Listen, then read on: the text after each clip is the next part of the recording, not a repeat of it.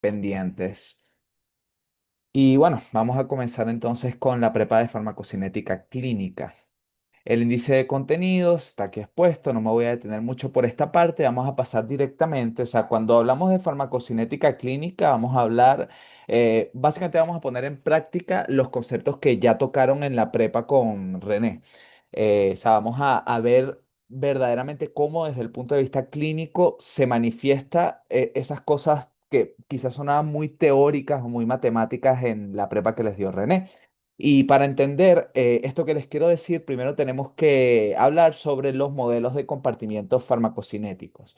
Entonces, desde el punto de vista de la farmacocinética, podemos considerar el cuerpo humano como un gran recipiente, ¿ok? Como un gran compartimiento. Y a su vez, ese gran compartimiento se puede subdividir en compartimientos, o sea, en pequeños subcompartimientos, por así decirlo. Entonces, estos compartimientos van a ser el compartimiento central, integrado por los órganos más irrigados de la economía, es decir, sistema nervioso central, corazón, riñones, hígado, pulmones, y aquí también incluimos la sangre. Este conjunto de estructuras van a representar el compartimiento central. Puesto que son los órganos más irrigados de la economía, pues van a ser los órganos que primero van a recibir el fármaco cuando es administrado. Después vamos a tener el compartimiento periférico superficial, que va a representar aquellas partes del cuerpo que no están tan densamente irrigadas, como por ejemplo el músculo esquelético y el tejido adiposo. Y en última instancia tenemos el compartimiento periférico profundo, que representa ciertas estructuras corporales, como por ejemplo los huesos, donde se depositan algunos fármacos. Entonces, los fármacos van a tener distintos modelos de compartimiento dependiendo de las propias características farmacocinéticas del fármaco o inclusive dependiendo de la dosis a la cual son administrados. Entonces, siguiendo esa línea de pensamiento, los fármacos pueden tener entonces un modelo de un compartimiento o unicompartimental, que es aquel en el cual el fármaco se distribuye tan rápidamente a lo largo de todo el cuerpo que el cuerpo en sí actúa como un solo compartimiento, pues porque el fármaco se distribuye homogéneamente y rápidamente en todos los compartimientos por igual. Los compartimientos que tienen un modelo de un solo compartimiento, pues van a ser aquellos que tienen un amplio volumen de distribución y que por lo tanto se distribuyen rápidamente por todo el organismo. Por otra parte, vamos a tener los fármacos que tienen un comportamiento bicompartimental, es decir, de dos compartimientos. Estos van a ser aquellos fármacos que en primera instancia, cuando son administrados, llegan al compartimiento central y después lentamente van a irse distribuyendo hacia el compartimiento periférico. Aquí entra pues la gran mayoría de los fármacos.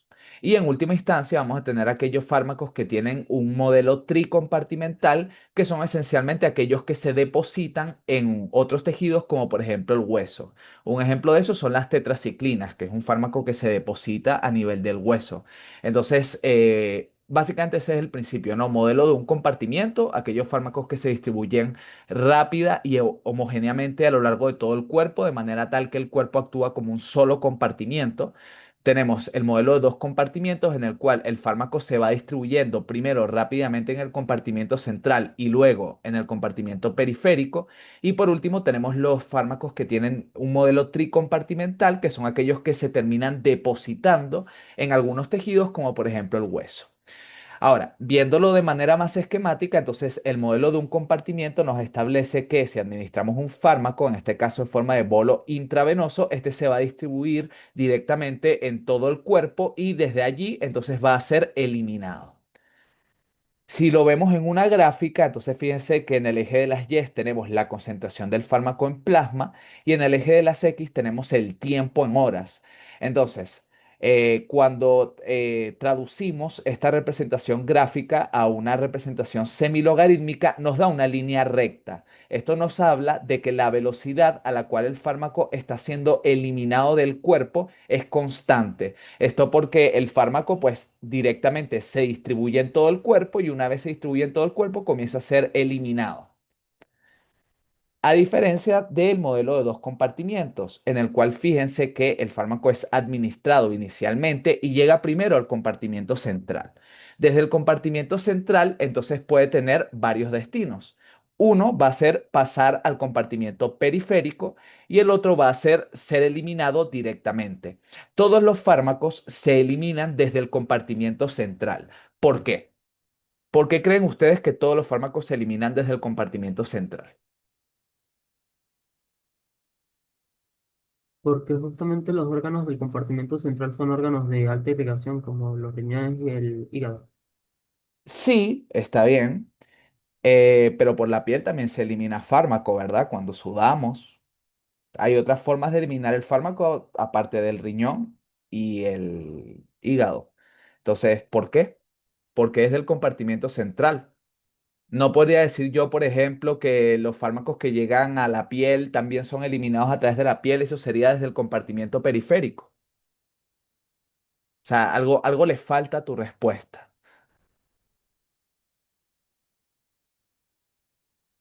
Por parte del compartimento central está la sangre, o sea, porque a través de la sangre pues, se metaboliza gran parte, o se elimina gran parte de los. Exacto. Esencialmente es porque parte del compartimento central es la sangre. Y acuérdense de que para que un fármaco pueda distribuirse, tiene que estar en el plasma soluble. Y desde allí, por difusión pasiva, atraviesa las barreras porosas que están en el endotelio y llega a los distintos compartimientos. Eso incluye, o sea, llega a los distintos órganos. Eso incluye riñón, incluye hígado, incluye pues cualquier órgano de eliminación. Entonces, esencialmente, para que un fármaco pueda ser eliminado, en primer lugar, tiene que estar difundiendo en la sangre. Desde la sangre, el fármaco va a pasar a través de mecanismos pasivos, ¿ok? O sea, ya sea por gradiente de concentración o por elementos como, por ejemplo, el pH o por gradiente eléctrico, él va a difundir. Entonces, esencialmente, todos los fármacos se eliminan desde el compartimiento central porque en el compartimiento central está la sangre y todos los fármacos tienen que pasar desde la sangre a los distintos órganos del cuerpo a través de un proceso de difusión pasiva, ¿ok? O sea, ese proceso de paso del fármaco desde la sangre a otros órganos siempre va a ser pasivo y eso es algo que ustedes siempre tienen que tener en cuenta porque suelen preguntar mucho esa parte, ¿no? Suelen jugar mucho con eso de que, por ejemplo, cuando un fármaco se elimina por filtración glomerular, ¿eso es un mecanismo activo o pasivo? Bueno, naturalmente es un mecanismo pasivo porque la filtración glomerular es como pues la filtración en cualquier otra parte del cuerpo. Al final la sustancia termina pasando a través de una barrera que está en el endotelio y termina llegando pues de manera pasiva, en este caso, al sistema tubulocalicial. Entonces, bueno, esencialmente tener en cuenta eso, ¿no? Que todos los fármacos se eliminan desde el compartimento central por medio de mecanismos pasivos. Ahora, tenemos el modelo de dos compartimientos. Entonces, en el modelo de dos compartimientos, eh, la cosa se complica un poquito más. Cuando nosotros representamos la gráfica de manera semilogarítmica, fíjense que en vez de darnos una línea recta, nos da lo que se llama una línea descendente quebrada. Es decir, tenemos un primer punto en el cual la línea es pues vertical y después se acuesta un poco y se convierte en una pendiente recta. ¿Qué creen ustedes que está pasando aquí? O sea, en primer lugar, ¿qué me diferencia esta parte de esta parte? O sea, ¿qué está pasando con el fármaco aquí y qué está pasando con el fármaco acá?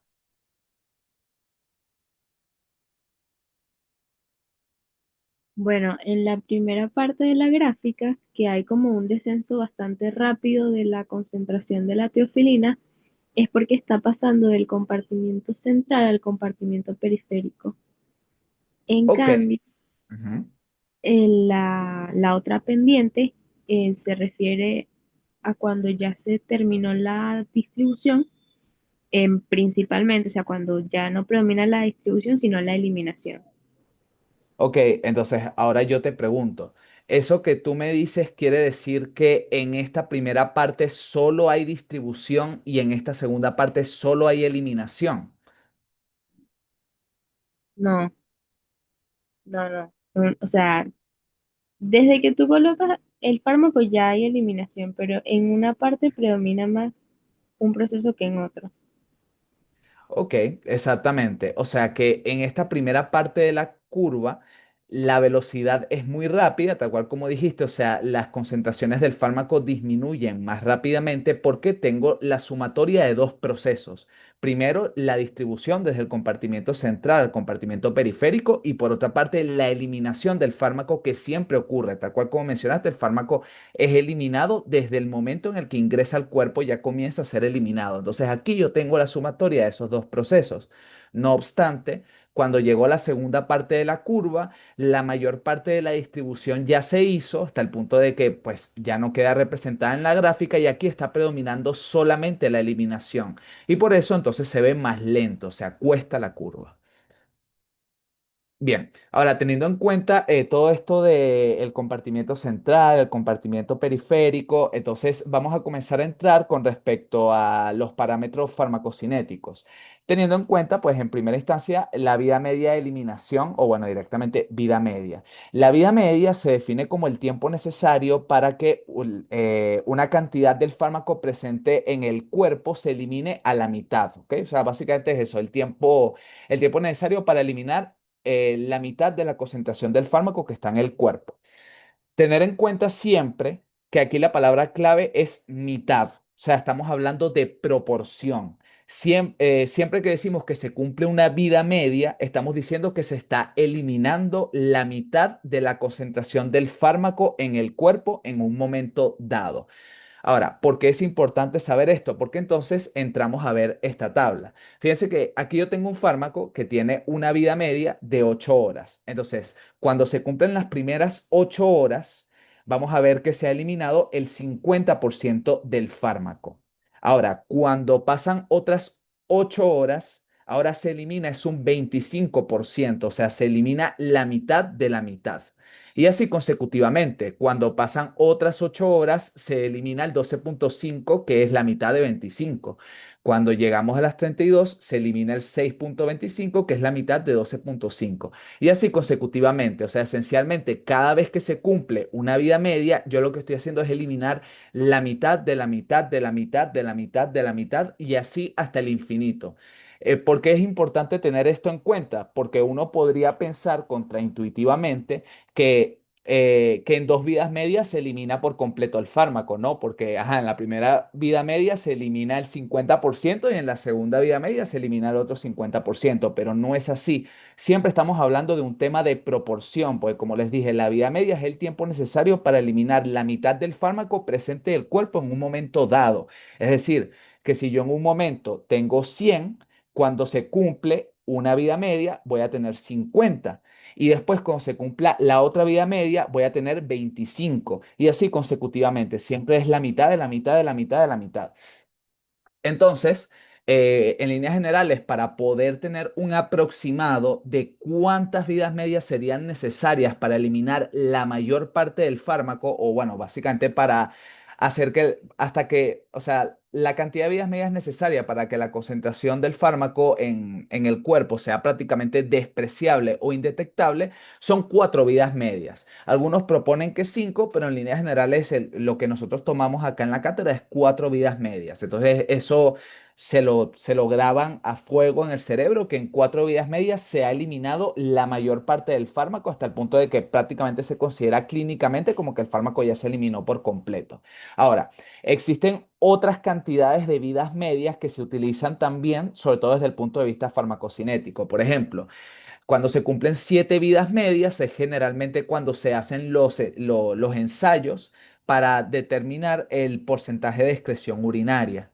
Y cuando se cumplen 10 vidas medias es cuando ya verdaderamente, o sea, ya desde el punto de vista completamente matemático, se considera que el fármaco se eliminó pues ya por completo. Fíjense que el porcentaje eliminado en 10 vidas medias es del 99,89%. Entonces, cuando se hacen algunos estudios clínicos, se toma como referencia las 10 vidas medias para decir, ah, ok, ya el fármaco se eliminó por completo, ahora puedo administrarle otro fármaco sin tener miedo de que ocurran interacciones. Bien, entonces, grabarse esa parte. Cuatro vidas medias representa clínicamente la cantidad de vidas medias necesaria para considerar que el fármaco se eliminó por completo. Siete vidas medias es la cantidad que se utiliza por lo general cuando se van a hacer los estudios de excreción urinaria. Y 10 vidas medias es ya la cantidad, sobre todo en ensayos clínicos, utilizada para decir que el fármaco se eliminó verdaderamente por completo y que no va a interferir con otros fármacos que se administren durante el ensayo. ¿Claros hasta aquí? Sí, Bien. Entonces pasamos con la constante de eliminación, que si bien se puede considerar un parámetro farmacocinético, en líneas generales no se utiliza mucho desde el punto de vista clínico, no tiene tanta utilidad clínica, pero es bastante preciso.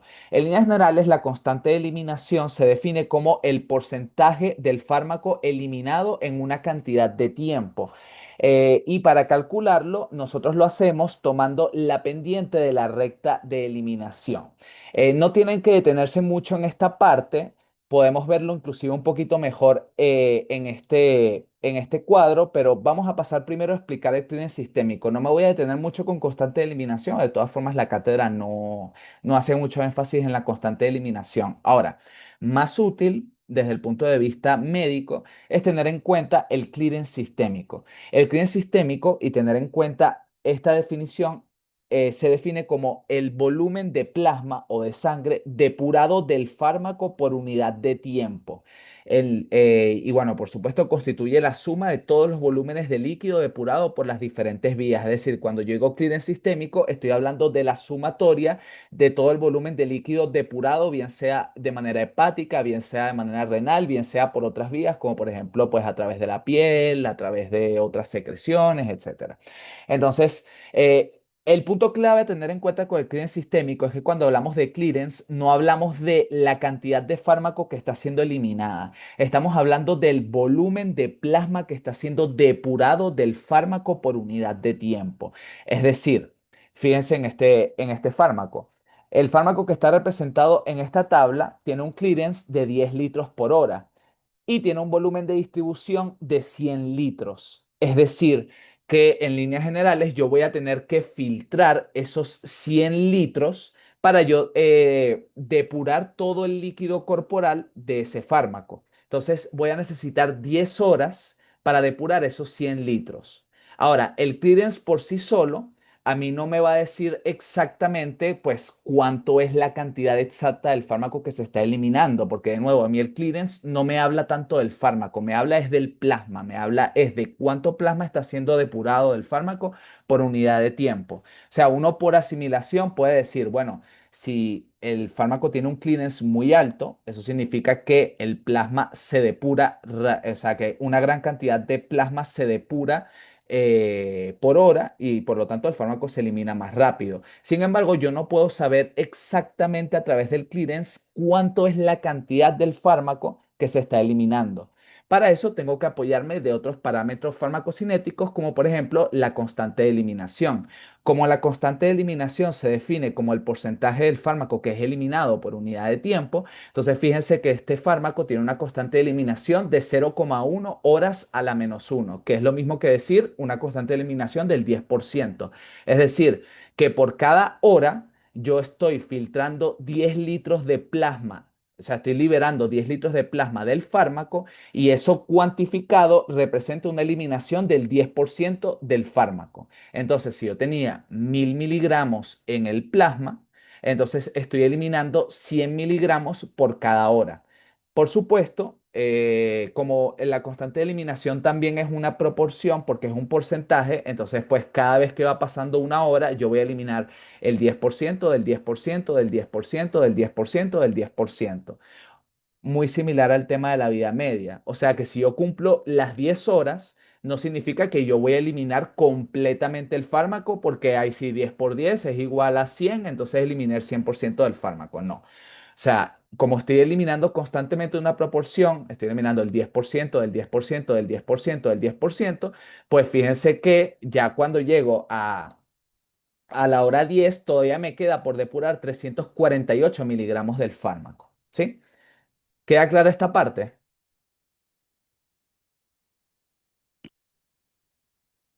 sí, Sí, Con este concepto se suelen enrollar mucho y es el tema del volumen de distribución. Y sin embargo, el volumen de distribución es prácticamente el parámetro farmacocinético por excelencia. La definición estricta, la definición farmacocinética del volumen de distribución es que es el volumen de líquido en el cual tendría que distribuirse el fármaco para alcanzar una concentración igual al plasma en todos los compartimientos. Entonces, eso suena como un cuento chino. Pero fíjense, una forma sencilla de ver el volumen de distribución es que nos habla, como su nombre lo indica, de qué tanto se distribuye el fármaco. ¿Ok? Mientras más alto sea el volumen de distribución, más se está distribuyendo el fármaco. Entonces, ¿cómo se relaciona eso con esta definición tan rara? Porque, o sea, yo tengo que, ajá, si el volumen de distribución es qué tanto se distribuye el fármaco. Pero entonces me encuentro con esta definición loca de que no, el volumen, que el agua, que el pato, la guacharaca, yo no sé qué es eso. Bueno, véanlo de una manera más sencilla. Se supone que, como les dije, el volumen de distribución es el volumen de líquido en el cual el fármaco tiene que distribuirse para alcanzar una concentración igual en todos los compartimientos con respecto al plasma. Entonces, un fármaco que tiene un volumen de distribución alto, ¿ustedes creen que tiene una alta concentración en el plasma o tiene una baja concentración en el plasma? Tendría una baja concentración en el plasma porque se distribuye mucho en los tejidos y estaría poco en Exactamente. Exactamente, entonces eso implicaría que yo necesitaría muchísimo líquido en todos los compartimientos para que en todos los compartimientos el fármaco se diluya tanto que alcance una concentración tan baja como la que hay en el plasma. Esencialmente, esa es la clave para entender el concepto. O sea, si yo tengo un fármaco que se distribuye mucho, eso significa que hay poquito fármaco en la sangre y bastante fármaco en los tejidos. Entonces, para yo poder hacer que el fármaco alcance la misma concentración en los tejidos con respecto al plasma, yo voy a necesitar un volumen muy grande. Y por eso es que el volumen de distribución se define así. O sea, es el volumen en el cual tendría que distribuirse el fármaco para alcanzar en todos los líquidos una concentración similar a la sanguínea. Eso es todo. ¿Queda claro? sí.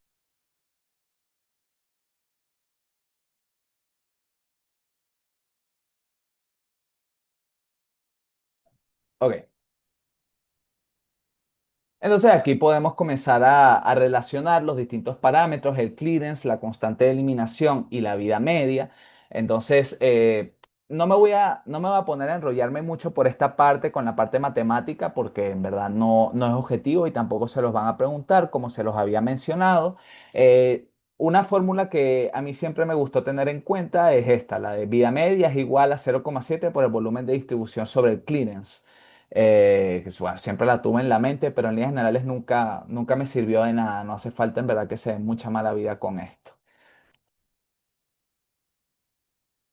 Bien, entonces ya pasada toda esta parte, o sea, realmente aquí lo clave es que tengan en cuenta que los fármacos siguen distintos modelos de distribución según compartimientos y pues por supuesto, digamos que el modelo de distribución según compartimientos de cada fármaco va a depender de sus parámetros farmacocinéticos, teniendo en cuenta fundamentalmente, o sea, como elemento fundamental dentro de esto, el volumen de distribución. En la medida que mayor sea el volumen de distribución del fármaco, pues por supuesto mayor va a ser, o sea, mientras mayor sea el volumen de distribución del fármaco, este va a tender a tener un modelo de dos compartimientos o hasta de tres compartimientos. Pero si el fármaco tiene un volumen de distribución bajo, entonces va a tender a tener más bien un modelo de un solo compartimiento, porque se va a distribuir de manera homogénea entre los pocos sitios a los que puede llegar. ¿Me explico? Fundamentalmente dentro del compartimiento central.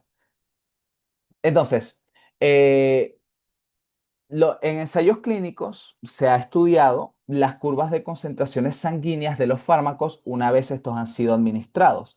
Cuando un fármaco es administrado por la vía oral, adquiere esta curva en la cual podemos distinguir tres partes. Esta parte A, que representa fundamentalmente un aumento de las concentraciones del fármaco, el pico, que está representado aquí con una B, que va a representar la concentración máxima. Y después de ello tenemos una curva de descenso donde predomina una disminución de la concentración de los fármacos. Ahora, Si nos imaginamos todos los eventos farmacocinéticos que ocurren, ¿qué creen ustedes que está ocurriendo en la parte A de la curva? ¿Qué está pasando acá? ¿El fármaco se está absorbiendo, se está eliminando? ¿Qué está pasando con el fármaco? En la parte A se estaría absorbiendo. Solamente absorbiendo. Bueno, o sea, se va absorbiendo al mismo tiempo se va eliminando, pero es mayor la cantidad que se absorbe que la que se elimina, ¿Ok? ¿Y por qué es mayor la cantidad que se absorbe con respecto a la que se elimina?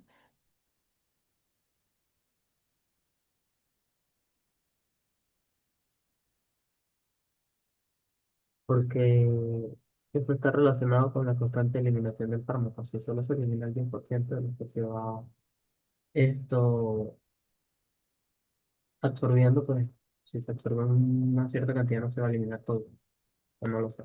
Bueno, la respuesta es un poco más sencilla que eso. Porque hay poco fármaco en el cuerpo, porque el fármaco todavía no se ha absorbido. Entonces está más concentrado en el intestino que en el cuerpo y va a tender a pasar más rápidamente pues del intestino al cuerpo con respecto a la velocidad a la que está siendo eliminado. Pues esencialmente es eso. O sea, acuérdense que es lo que yo les estaba explicando. O sea, todo este proceso de distribución entre compartimientos, o sea, desde el compartimento central al compartimento periférico y viceversa, es un proceso pasivo. ¿Ok? O sea, acuérdense que los fármacos cuando viajan en la sangre, bien sea unidos a proteínas plasmáticas o bien sea libres, la fracción libre del fármaco difunde de manera pasiva, bien por un gradiente electroquímico, hacia el otro compartimiento. Entonces, al final, como es un proceso pasivo, depende fundamentalmente del gradiente de concentración, ¿sí? Entonces, sí. Esencialmente, en la parte A de la curva están ocurriendo los dos fenómenos, tanto el de absorción como el de eliminación, pero está predominando el de absorción por lo que acabamos de explicar. Luego llega el punto B, que es la concentración máxima. ¿Qué está pasando acá desde el punto de vista farmacocinético? Que la misma cantidad de fármacos que se está absorbiendo es la misma cantidad que se está eliminando. Entonces, por eso se... Exactamente, exactamente, o sea que es un punto de equilibrio, muy bien. ¿Y qué pasa en la parte C? predomina la eliminación y no tanto la absorción. Entonces se elimina más de lo que se absorbe. Y pues Exactamente. Entonces, cuando nosotros graficamos acá este punto máximo, obtenemos la Cmax, que es la máxima concentración del fármaco que se detecta en plasma una vez este ha sido administrado. Y el tiempo que nosotros tardamos en alcanzar la concentración máxima se define como Tmax, ¿sí? ¿Claros con esto? sí. De nuevo, repasando la parte de biodisponibilidad oral, que muy probablemente lo vieron con René, que es el porcentaje de la dosis administrada que alcanza la circulación sistémica de forma inalterada. Bien, entonces fíjense lo que pasa cuando yo administro, o sea, con la curva que vimos antes, fíjense qué es lo que pasa cuando yo administro por la vía extravascular un fármaco que tiene una farmacocinética lineal. Fíjense que yo administro una primera dosis y después voy aumentando las dosis. Dense cuenta de que la concentración máxima aumenta, sin embargo, el Tmax permanece igual en todos estos casos. Por supuesto, esto solamente ocurre cuando hablamos de una farmacocinética lineal o de primer orden, o sea, no estamos hablando de la farmacocinética de orden cero. Ahora, ¿qué creen? O sea, ¿por qué creen ustedes que pasa esto? O sea, ¿por qué el Tmax no se modifica, pero el Cmax sí? Ok, el CMAX se modifica por el hecho de que las concentraciones plasmáticas, o sea, las concentraciones de la dosis que se está dando oral es mayor en cada dosis, pero el Tmax no se modifica porque la cantidad absorbida o la cantidad de absorción no se satura, entonces si hay mayor cantidad de fármaco en el intestino, pues hay mayor cantidad para absorber y por eso la Tmax no puede. Exactamente. Y los mecanismos de eliminación tampoco se saturan, porque estamos hablando de un fármaco que tiene una farmacocinética lineal. Es decir, que básicamente todos los procesos farmacocinéticos a los que es sometido el fármaco se adaptan a la concentración del fármaco porque porque son no saturables esencialmente. Entonces, pues, si yo tengo más fármaco disponible para absorber, entonces yo lo voy a absorber progresivamente, lo voy a ir absorbiendo hasta alcanzar una concentración pico en el plasma que cada vez va a ser mayor. Sin embargo, o sea, ese proceso de absorción va a ocurrir siempre a la misma velocidad porque el cuerpo se adapta esencialmente. O sea, porque si yo tengo una mayor cantidad del fármaco disponible en el intestino, lo voy a ir absorbiendo en mayor cantidad y lo voy a ir absorbiendo de una forma más rápida. Y bueno, por supuesto, el proceso de eliminación también se va a adaptar a eso y al final, pues el Tmax va a quedar igual, independientemente. Si el fármaco tuviera una farmacocinética de orden cero, es decir, saturable, este fenómeno no se daría, por supuesto. O sea, llegaría a un punto en el cual el Tmax se iría prolongando, ya que eventualmente los mecanismos irían saturándose. Ahora, lo podemos pasar por acá. Tener en cuenta que en los regímenes de dosificación vamos a tener tres elementos fundamentales: la dosis, el intervalo de dosificación y el tiempo de tratamiento. Vamos a detenernos entonces con respecto a la dosis porque hay una parte importante a explicar en todo esto y es tener en cuenta el concepto de dosis de carga y dosis de mantenimiento. Entonces, ¿qué es exactamente la dosis de carga? ¿A qué nos referimos cuando hablamos de eso? La La dosis dosis de de carga. Ah, bueno. ah, Explica tú, Nico. ok. La dosis de carga consiste en una o varias administraciones que lo que buscan es llevar la concentración plasmática del fármaco lo más cercano al rango terapéutico. Ok.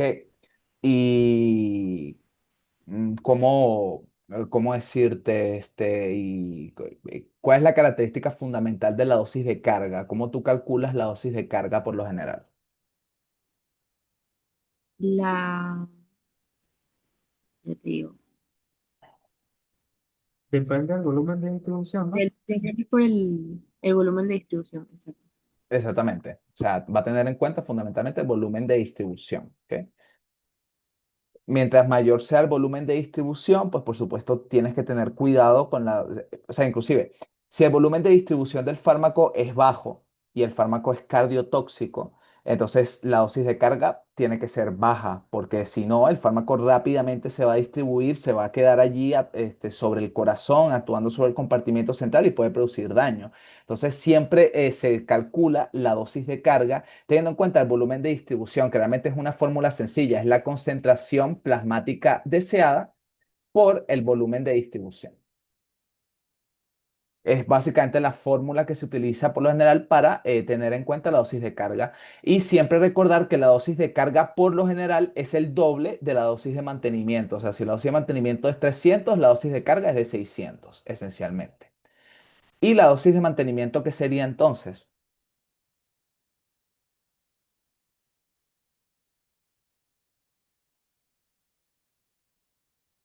Son las dosis que debe tomar el paciente o administrar uno como médico para que se mantenga estable las concentraciones plasmáticas dentro del rango terapéutico. Exacto, o sea, es básicamente la dosis que el paciente va a mantener después de la dosis de carga inicial. Ok, ¿qué parámetros farmacocinéticos yo utilizo normalmente para determinar el intervalo de dosificación?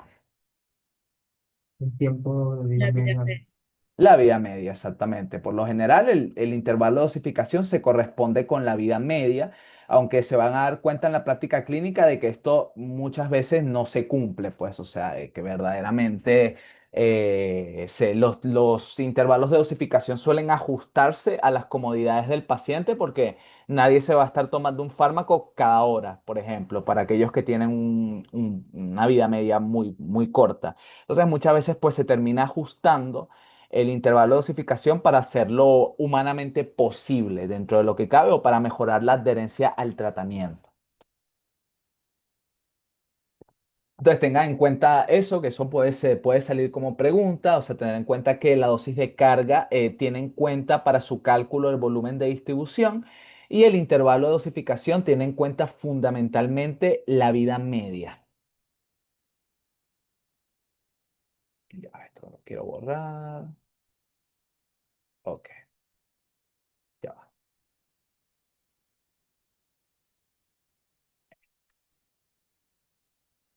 Entonces ahora pasamos a un punto bastante importante que es en esta gráfica, primero para explicarles qué es lo que están viendo, esta es una representación gráfica de qué ocurre en una infusión intravenosa continua de un fármaco. Entonces vean cómo en la medida que el fármaco es administrado, él pues, inicialmente va aumentando en concentración plasmática y se van cumpliendo una serie de vidas medias. Cuando llegamos a la cuarta vida media, fíjense lo que pasa, la curva se aplana y se convierte en una meseta, que llega básicamente a un estado estable, por así decirlo. O sea, fíjense que las concentraciones plasmáticas a partir de la cuarta vida media varían muy poco significativamente a lo largo del tiempo. Las variaciones se vuelven mínimas. Aquí decimos que el fármaco llegó a un estado de equilibrio esencialmente, es decir, que la velocidad con la que está siendo administrado se ha equilibrado a la velocidad con la que está siendo eliminado, de manera tal que las concentraciones del cuerpo permanecen estables. A eso lo llamamos estado de concentraciones estables o CSS para los panas. En líneas generales, el estado de concentraciones estables se alcanza cuando llegamos a la cuarta vida media, o sea, en 4 vidas medias yo alcanzo el estado de concentraciones estables. Ahora, la cosa se vuelve un poco más peliaguda cuando lo vemos en un régimen de dosis múltiples vía oral, porque por supuesto yo no puedo obtener una curva tan uniforme como la de la infusión intravenosa continua. En este caso, pues vamos a tener picos y valles. Cada vez que el fármaco es administrado por la vía oral, ocurre la misma curva que yo les había mostrado antes, con su parte A, su pico, que es la Cmax, y luego su parte C, que es el punto en el cual desciende la concentración. Igualmente, cuando un fármaco es administrado de esta manera, va a alcanzar un estado de concentraciones estables cuando llegamos a las 4 vidas medias. Entonces, a partir de este punto, fíjense que las variaciones entre las concentraciones del fármaco se vuelven mínimas. O sea, fíjense que el pico de cada una de estas curvas se mantiene más o menos igual con respecto al siguiente, a diferencia de acá, donde fíjense que sí había una diferencia de altura pronunciada entre cada una de ellas. Entonces, el estado de concentraciones estables va a ser el punto en el cual se alcanza un equilibrio entre la absorción y la eliminación del fármaco y por lo general esto corresponde a 4 vidas medias. ¿Queda claro este concepto? Sí, Ok, entonces, ¿por qué es importante el tema de la dosis de carga? Vamos a tomarlo entonces con este ejemplo. Imagínense que yo administro un fármaco, en este caso, y alcanza una concentración plasmática de 100 microgramos, ponte, en plasma, ¿ok? Entonces, en el momento en el cual se cumple una vida media, acá voy a llegar a 50. Después vuelvo a administrar el fármaco y aquí llego a 150. Cuando se cumple la vida media, van a ser 75. Vuelvo a administrar el fármaco, entonces voy a tener 175. Cuando se cumple la vida media, entonces voy a tener ahora que no sé matemáticas, ¿cuánto es la mitad de 175?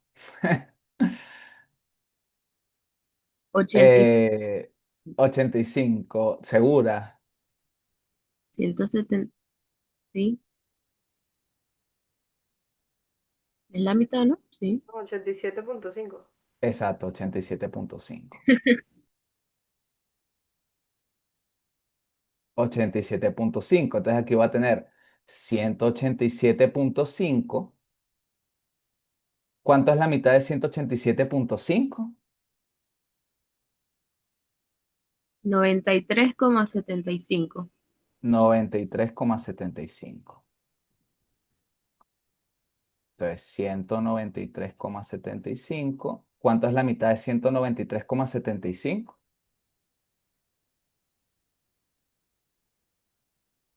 96,8. 96,8. 196,8. Y así consecutivamente. O sea, fíjense que aquí al principio tenía amplias fluctuaciones de la concentración plasmática, pero una vez sobrepaso las 4 vidas medias, las concentraciones permanecen casi estables. O sea, fíjense que la variación de 193 a 196 es casi mínima. Entonces aquí decimos que alcanzamos el estado de concentraciones estables, ¿verdad? Ahora, fíjense qué pasa si yo administro una dosis de carga. O sea, en vez de administrar 100, administro 200. Entonces, 200, ¿ok? Entonces sería acá, la mitad aquí, 100, 200, 100, 200. Claro, o sea, teniendo en cuenta que yo di la dosis de carga, que era de 200, y luego estoy dando la dosis de mantenimiento, que es de 100. Fíjense que inmediatamente alcancé el estado de concentraciones estables. No tuve que llegar a las 4 vidas medias. Inmediatamente ya tengo las concentraciones estables cuando doy la dosis de carga. Esa es la importancia de la dosis de carga esencialmente. Nos permite alcanzar rápidamente el estado de concentraciones estables. ¿Queda claro? Sí. Sí, Ok.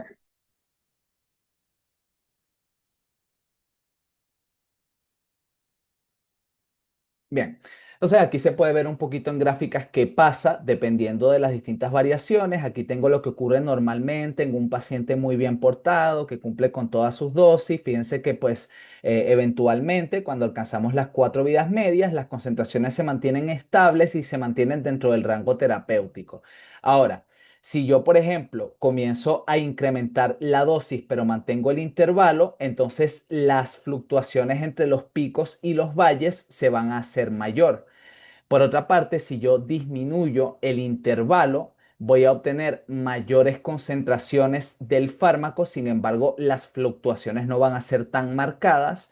Y si comienzo a espaciar la administración del fármaco, por ejemplo, porque al paciente se le olvidó una dosis, entonces el fármaco va a descender por debajo de las concentraciones terapéuticas y le va a tomar tiempo volver a llegar a las concentraciones terapéuticas. Esa es la importancia de cumplir bien el tratamiento. No es como que, ay, sí, bueno, yo no me tomo la dosis hoy, pero me la tomo mañana y no pasa nada. O sea, fíjense verdaderamente que puede ser bastante malo porque te puedes salir del intervalo terapéutico y después de eso vas a necesitar un buen tiempo tomándote el fármaco para volver a entrar dentro del rango terapéutico.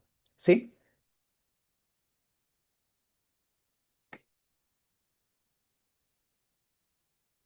Ok. Entonces, algunos principios importantes a tener en cuenta con la dosificación. En el estado de equilibrio se elimina una cantidad de fármaco igual a la administrada. A mayor intervalo de dosificación, mayor va a ser la fluctuación entre la concentración máxima y la concentración mínima. El intervalo igual a el intervalo de administración es igual a la vida media por lo general y la concentración máxima por lo general es el doble de la concentración mínima.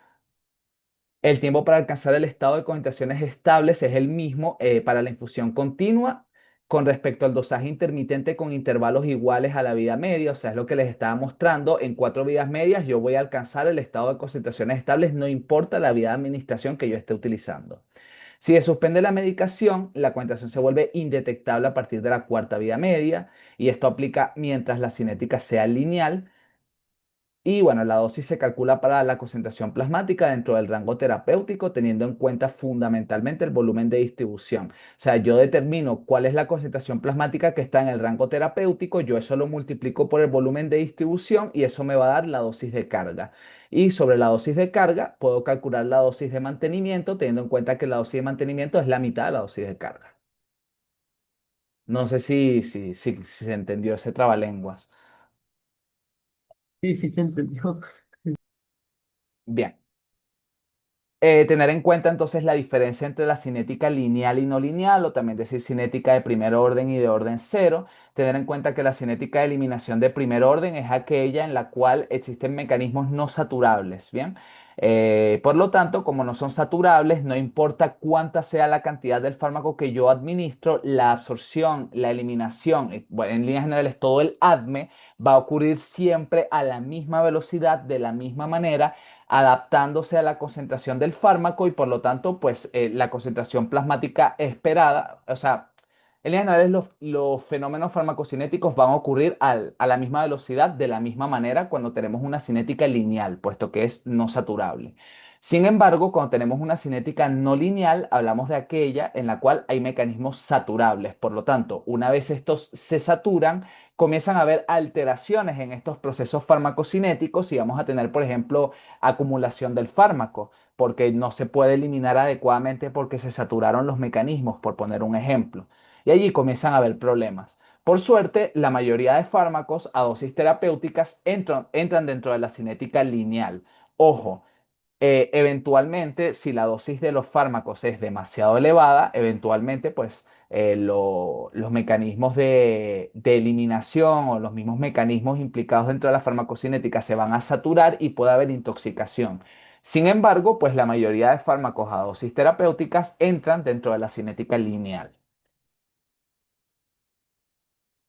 Esta parte parece una tontería, pero esta me la preguntaron a mí en mi quiz de farmacocinética, que es el tema de cómo se hace el monitoreo predosis. Entonces, tener en cuenta que el monitoreo predosis es un estudio que se realiza para determinar la concentración mínima del fármaco en el paciente y de esta manera saber si el fármaco se encuentra dentro del margen terapéutico. Para eso, entonces, el paciente tiene que cumplir una serie de requisitos. Primero, pues por supuesto tiene que estar tomando el fármaco, pero adicionalmente no puede haber omitido ninguna dosis. O sea, el paciente tiene que haber cumplido cristianamente con el régimen de dosificación. Una vez él haya cumplido con todas sus dosis, hay que esperar a que llegue al estado de concentraciones estables, es decir, tiene que haberse cumplido por lo menos 4 vidas medias. Y allí se cita al paciente y por supuesto, el paciente tiene que venir en la mañana, en ayunas, tiene que haberse tomado la dosis, o sea, no, perdón, no se debe haber tomado la dosis de esa mañana. Allí entonces se le toma la muestra de sangre y después de que se le toma la muestra de sangre, entonces puede cumplir con su dosis. Parece una tontería, pero eso a mí me lo preguntaron en el quiz, entonces lo resalto porque de repente puede salir alguna preguntita por ahí con eso. Es que esta vez también lo preguntaron en el quiz. ¿Cómo? También lo preguntaron en el quiz. ¿Les hicieron ya quiz de farmacocinética? Sí. Ah, imagínate.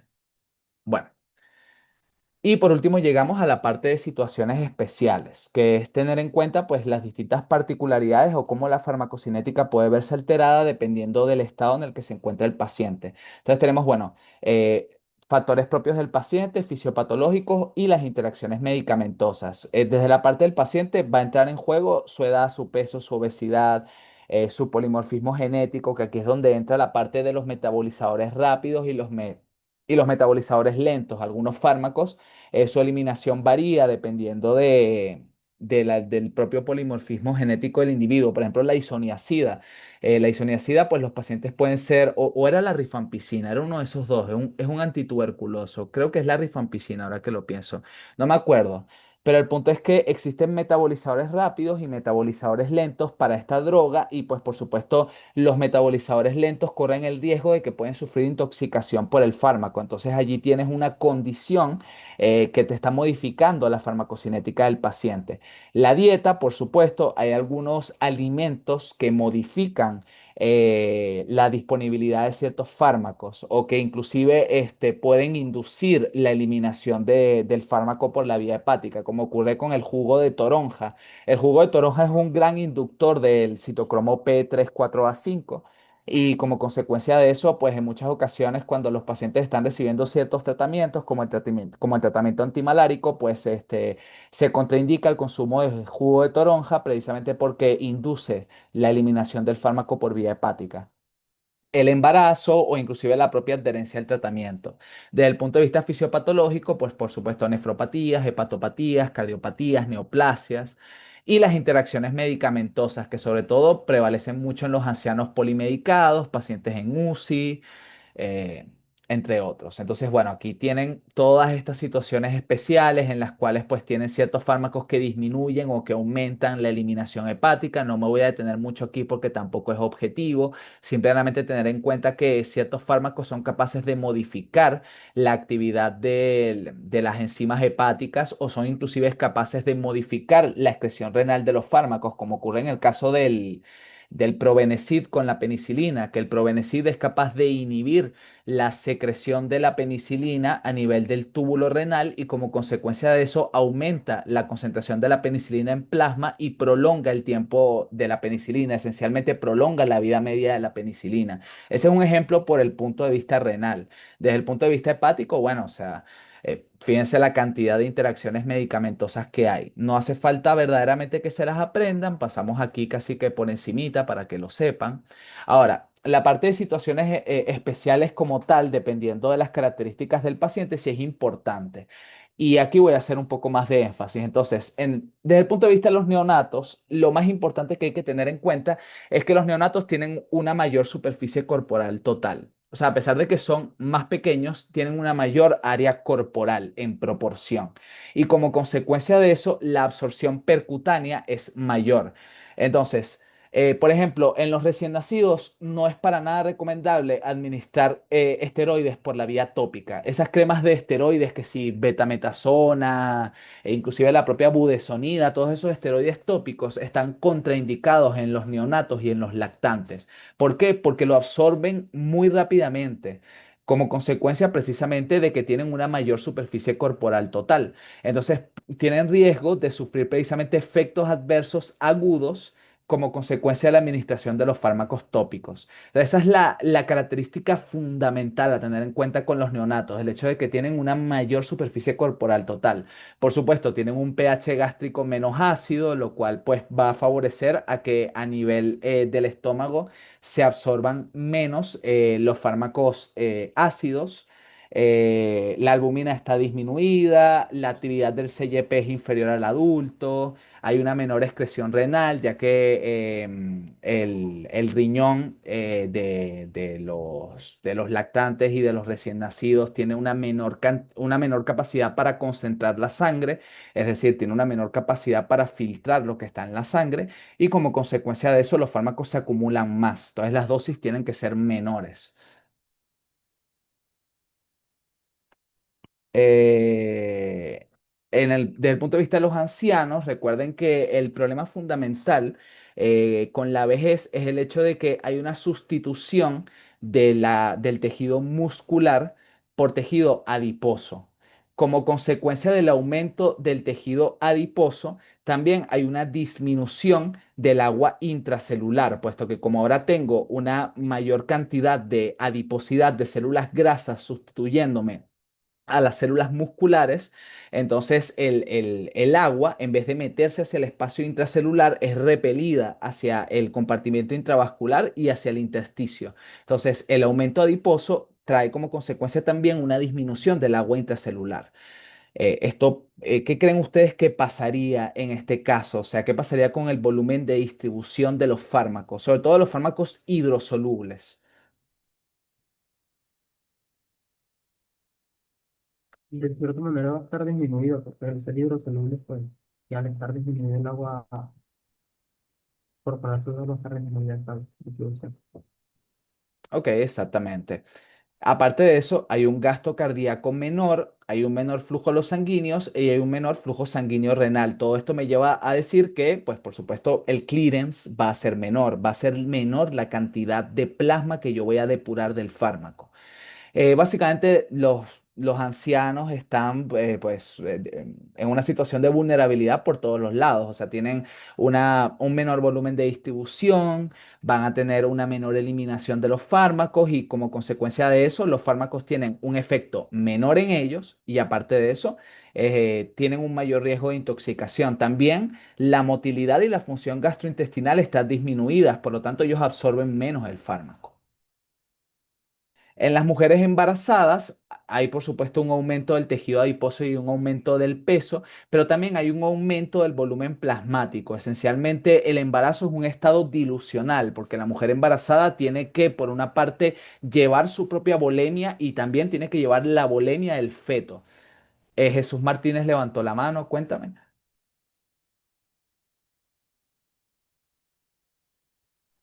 Una pregunta, en el caso de los ancianos, ¿ese aumento de la adiposidad o del tejido adiposo se comportaría como un fenómeno del tercer espacio en cuanto a los fármacos liposolubles? Sí, los fármacos liposolubles se depositarían allí, sí, es una buena forma de verlo. Ok, gracias. Bien. Bueno, eso que esencialmente el embarazo es un estado dilucional porque la mujer embarazada tiene que llevar su propia volemia y la volemia del feto. Entonces aumenta el volumen plasmático, aumenta el agua corporal total, hay hemodilución. Por supuesto, va a aumentar el volumen de distribución tanto para fármacos liposolubles como hidrosolubles. ¿Por qué? Porque por una parte hay un aumento del tejido adiposo y por otra parte hay un aumento del agua corporal total. Entonces aumenta el volumen de distribución para todos los fármacos. Y por supuesto hay un aumento del gasto cardíaco, precisamente porque como hay más volemia, hay mayor precarga, como hay mayor precarga, hay mayor gasto cardíaco. Entonces eso me va a llevar a que los fármacos se depuren, o sea, en líneas generales, como estoy aumentando el flujo sanguíneo renal y el flujo sanguíneo hepático, porque aumenta el gasto cardíaco, pues por supuesto el clearance también va a ser mayor. Por lo tanto, los fármacos se van a depurar más del plasma. En la obesidad, por supuesto, hay un aumento del tejido adiposo con una disminución del agua corporal, ya que, pues, por supuesto, aumenta el tejido adiposo y eso rechaza el agua. Y por otra parte, tenemos una disminución de la masa muscular magra. Como consecuencia de eso, entonces va a haber una limitación del volumen de distribución, esencialmente para los fármacos hidrosolubles, pero va a haber un aumento del mismo para los fármacos liposolubles. E igualmente esos fármacos liposolubles pueden depositarse en el tejido adiposo. Ahora, hay pequeñas discrepancias con respecto a esto, porque por ejemplo yo recuerdo que a mí en mi quiz de farmacocinética me hicieron una pregunta más o menos similar que decía algo así como que, o sea, era una pregunta de verdadero y falso, de estas de que si es falso tienes que justificar y la propuesta era un fármaco hidrosoluble en un paciente obeso tiene el mismo volumen de distribución que una persona normal. Y yo dije que era falso y dije no, o sea, más bien va a tener un menor volumen de distribución porque como tiene más tejido adiposo, entonces el fármaco no va a poder distribuirse a ese tejido adiposo y entonces el volumen de distribución disminuye. Y a mí me lo pusieron malo y la justificación de la profesora que me lo puso malo, que no voy a decir quién fue no quiero meterme en problemas legales, me dio como explicación Mira que que... estoy presente, ¿oíste? Te estoy escuchando. No voy a decir nada, no voy a decir nada, callado. Me dijo que como también aumenta, o sea que al haber tejido adiposo, pues también hay tejido conectivo allí en el tejido adiposo. Entonces está aumentando tanto el tejido conectivo como el propio tejido adiposo y entonces también el fármaco se distribuye hacia el tejido conectivo e igualmente el volumen de distribución va a permanecer igual, pues como que se compensa. Esa fue más o menos la explicación. Y bueno, yo a día de hoy sigo defendiendo mi punto. Yo sigo diciendo, no, mira, o sea, el volumen de distribución tiene que disminuir, pero bueno, o sea, para que tengan en cuenta que este, eh, existen otras perspectivas al respecto, supongo. Eh, y bueno, tener en cuenta también que hay un aumento del gasto cardíaco, un aumento de la volemia, un aumento de la filtración glomerular y por otra parte hay una disminución de la actividad hepática. Claro, esto va a depender verdaderamente de las comorbilidades que tenga el paciente obeso, porque en líneas generales la obesidad per se, por sí sola, como hay un aumento del gasto cardíaco y un aumento de la volemia por redistribución del flujo, en líneas generales debería aumentar el clearance. Sin embargo, si el paciente obeso sufre, por ejemplo, de esteatosis hepática, pues por supuesto la función hepática va a estar disminuida y por allí va a disminuir la depuración por la parte hepática. Y si además el paciente obeso sufre de hipertensión o de diabetes, que casi siempre lo va a hacer. Entonces puede sufrir también de nefropatía diabética o hipertensiva y eso lo va a llevar también a disminuir el clearance. Entonces allí verdaderamente todo depende. O sea, la obesidad por sí sola, en teoría, debería aumentar el clearance por los factores que ya mencioné, pero dependiendo de las comorbilidades puede verse disminuido el clearance dependiendo. Por supuesto, la variabilidad individual, que era lo que les estaba explicando del polimorfismo de las enzimas. Ah, mira, era la isoniazida que está en la imagen. En el caso de la insuficiencia renal, pues por supuesto, ¿qué tipo de fármacos creen ustedes que se verían más afectados en su depuración cuando hablamos de insuficiencia renal? ¿Los liposolubles o los hidrosolubles? Los Los hidrosolubles. hidrosolubles. Sí, por supuesto. Esa es una pregunta sencilla. Y en el caso de la insuficiencia hepática, pues fundamentalmente serían los fármacos liposolubles, aunque en realidad cuando hay insuficiencia hepática, o sea, en ambos casos va a haber una alteración general de toda la economía, porque si bien en la insuficiencia renal vas a tener una disminución en la excreción de los fármacos hidrosolubles, la insuficiencia renal pues, conlleva a una retención de líquidos, lo cual lleva a la aparición de tercer espacio, lo cual por supuesto va a aumentar el volumen de líquido en el espacio intersticial y va a conllevar un aumento del volumen de distribución.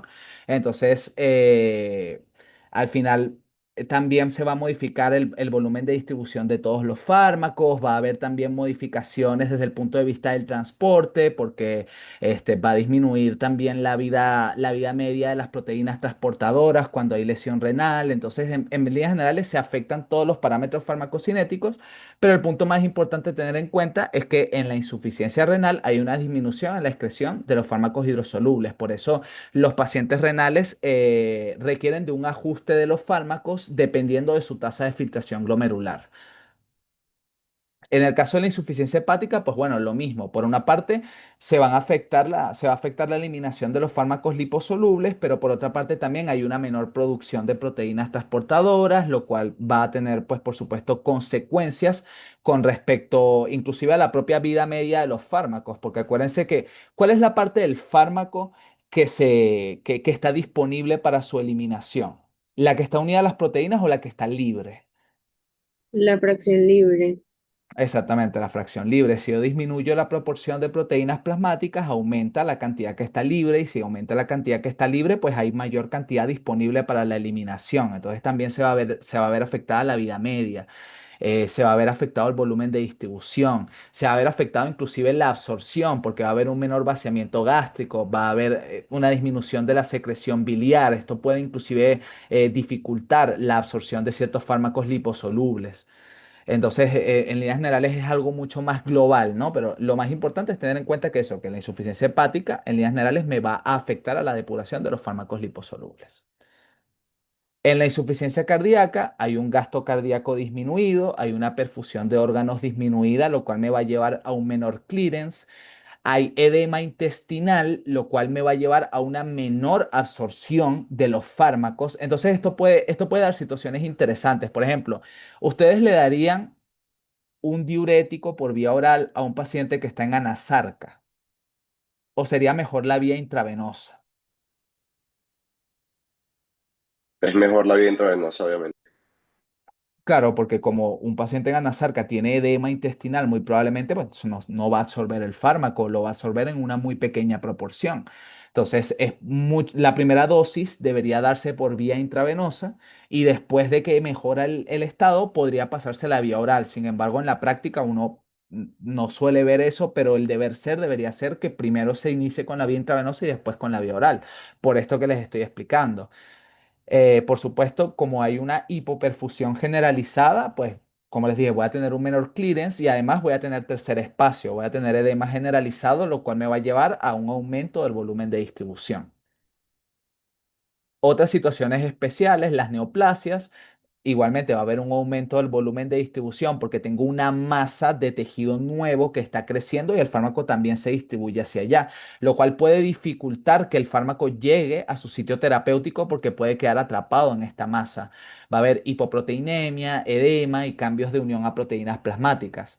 En la fibrosis quística hablamos fundamentalmente de un estado hipermetabólico que va a alterar la distribución y la eliminación de los fármacos.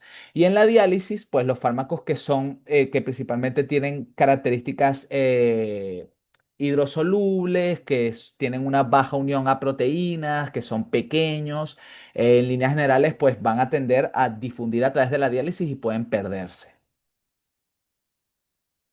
Tener en cuenta las interacciones medicamentosas que pueden ocurrir de distintas maneras por inducción o inhibición enzimática, que era el cuadrito que yo les mostré, de que hay ciertos fármacos que pueden inducir el citocromo y otros que pueden inhibir. El desplazamiento del sitio de unión a proteínas plasmáticas, es decir, cuando los fármacos comienzan a competir entre sí por unirse a proteínas plasmáticas. Es un poco, por ejemplo, lo que pasa con la ceftriaxona, que la ceftriaxona tiene una unión a proteínas plasmáticas muy alta y compite con la unión de otros fármacos o inclusive de otros compuestos del organismo hacia estas proteínas plasmáticas, fundamentalmente la albúmina. Por ejemplo, tú no le puedes dar ceftriaxona a un recién nacido porque compite con la bilirrubina por la unión a proteínas plasmáticas. Entonces la bilirrubina se acumula y llega al sistema nervioso central y puede producir kernícterus, que es el depósito precisamente de pigmentos biliares y de bilirrubina en los ganglios basales. Entonces, ese es un mecanismo por medio del cual pueden ocurrir interacciones medicamentosas. El aumento o disminución del flujo sanguíneo de un órgano depurador, en el caso de que hablemos de fármacos que modifiquen la hemodinamia, y la competencia por el mecanismo de eliminación, que es un poco lo que les estaba mencionando con la penicilina y el probenecid, en el cual el probenecid bloquea la secreción de la penicilina a través del túbulo renal, precisamente porque el probenecid se une al transportador que secreta la penicilina, o sea, hay una competencia allí y entonces la penicilina aumenta su tiempo en el cuerpo, pues aumenta su vida media cuando se administra con el probenecid. Y eso es todo. ¿Dudas, comentarios? Gracias, Javier. De nada, de nada. ¿Tienen alguna duda, algo que no les haya quedado claro, algún concepto? O sea, este es el momento verdaderamente de que formulen sus dudas.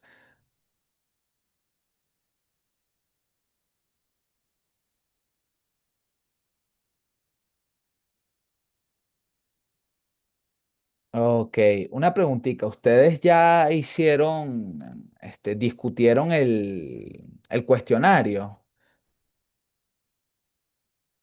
El seminario, sí. Ya discutieron el seminario, pero lo discutieron con nosotros, con René o con Enzo. Bueno, creo que con ustedes no, lo discutimos para clase y con nosotros. Bueno, Claro, ya. claro, claro. Bueno, preparcial, estaría muy bueno discutir nuevamente y hacerlo un poquito más orientado hacia este, situaciones especiales, hacerlo un poquito más orientado a jugar un poquito más con las cositas que les acabo de explicar acá, pues jugar un poquito más con los conceptos para que se lo lleven todo claro. Vale, Javier, sería buenísimo. El parcial va a ser por ahora el 12 de enero, ya son la fecha definitiva, entonces sería bueno en enero regresar a tratar de hacer eso. Dale, pues. Bueno, estamos listos entonces, muchachos. Cuídense mucho, gracias por venir, espero que les haya gustado y que les sirva y bueno, nada, muchos éxitos.